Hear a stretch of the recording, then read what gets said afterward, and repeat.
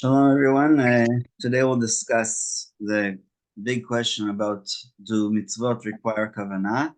So, 9 days ago, on Erev Pesach, if somebody stuffed the matzah down our throat, and we didn't want to have that matzah, according to most Rishonim and even in the Talmud, we have not fulfilled the mitzvah. It's also the same way for the opposite, meaning if somebody stuffed a piece of pork down our throat and we had no intention of eating that pork, then we also did not violate the prohibition of eating pork. So it's a fair balance as far as I'm concerned. But the reason why it's brought here is because the 3 paragraphs of the Shema are mentioned in the Torah, and they're obviously paragraphs from the Torah. So the question becomes a little bit more specific. If you're reading the Torah and you get to the parasha V'etchanan and you're reading the 6 verses of Shema, are you fulfilling the commandment to read the Shema morning and evening? If it's at that time of the day. So that's basically why we're discussing it. But like I said, there's many ramifications. Most of them very positive as far as I'm concerned. And there's there's so many commandments, both positive and negative, that are affected by this discussion. So the Amoraim and the Rishonim are the first poskim before the expulsion from Spain, disagree regarding the question, do mitzvot require kavanah? When the Torah commands us to perform a certain mitzvah, is the actual performance enough, or must a person have in mind the correct intent in order to fulfill the commandment? The halacha rules that mitzvot require kavanah.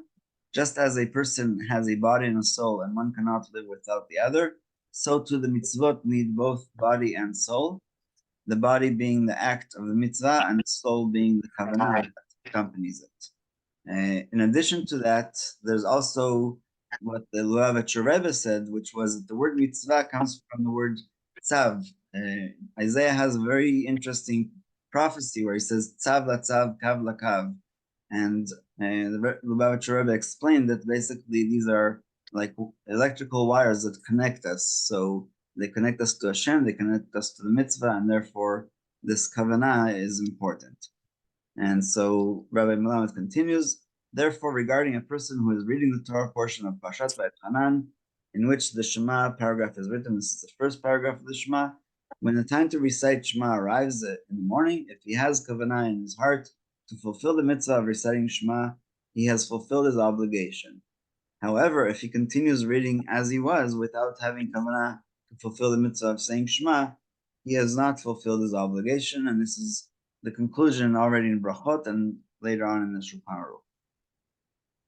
So that's the basic understanding. It is therefore apparent that when reciting Shema, we must concentrate on 2 meanings. First, as with all mitzvot, we must have in mind that in performing this act, we are fulfilling Hashem's commandment. Second, pertinent specifically to the mitzvah of reciting Shema, we must concentrate on the meaning of the words that we are saying. And 2 weeks ago, we explained the idea of the word Hashem Elokeinu Hashem Echad and all those other specific things, and Baruch Shem Kavod Malchuto, and now we're just going as a general rule about these 3 paragraphs.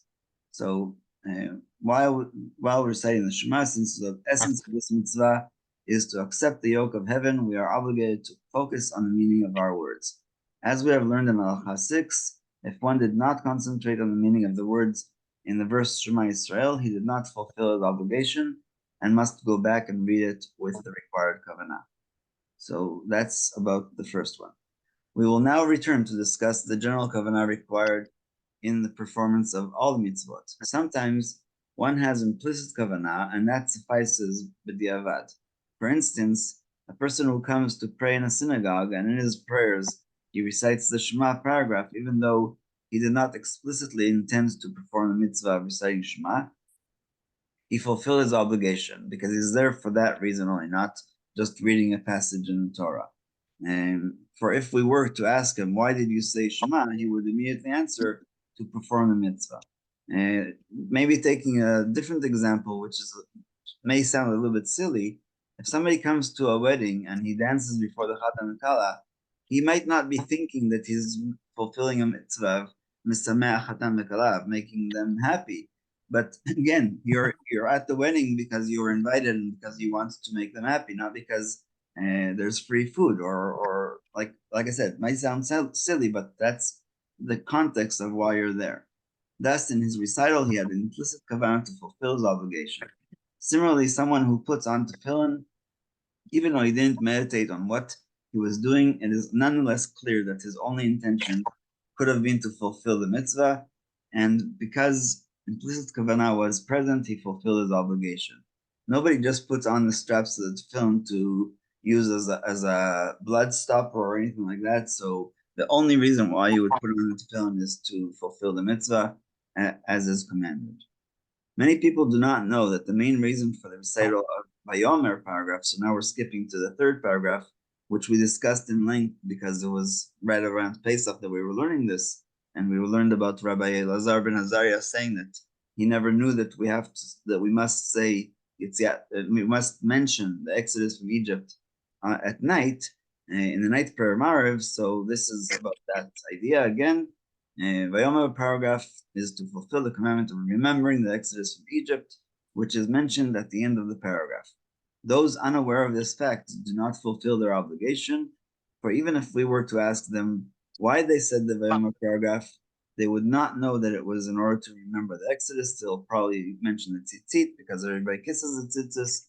They'll probably mention the idea of bilot Torah, which is not to stray after your eyes and your heart.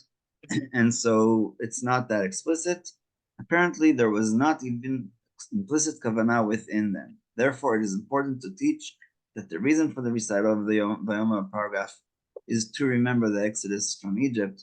And it's so appropriate that we are learning this now that we just completed Passover and we celebrated this idea. Last but not least, Rabbi Gladstein gave a class not so long ago about different opinions about how you can fulfill the mitzvah, the commandments to remember the Exodus from Egypt. He suggested that there are people who say that when you say Az Yashir, the chapter 15 of Exodus, which is the song that they said after the sea, you mentioned that we came out of Egypt, and you mentioned that it's God that took us out of Egypt, etc. And another option that he mentioned, which was saying the blessing after Shema. So let's say that you realized after reading the 3 paragraphs of Shema that you didn't have much concentration. You definitely didn't think about the Exodus from Egypt in Vayomer, and so you now come to Ezrat Israel, the last blessing before the Amidah, and at night it's Emet ve'emunah, but it's the same idea. You are reciting the verse Mi kamocha ba'elim Hashem, Mi kamocha medaber kodesh, and that we said the song before you when we came out of Egypt. So again, that was another option that he brought in that class about how all these obligations can be fulfilled. And tomorrow we'll just go into a little bit more general rules of the laws of reciting Shema, and we'll stop here.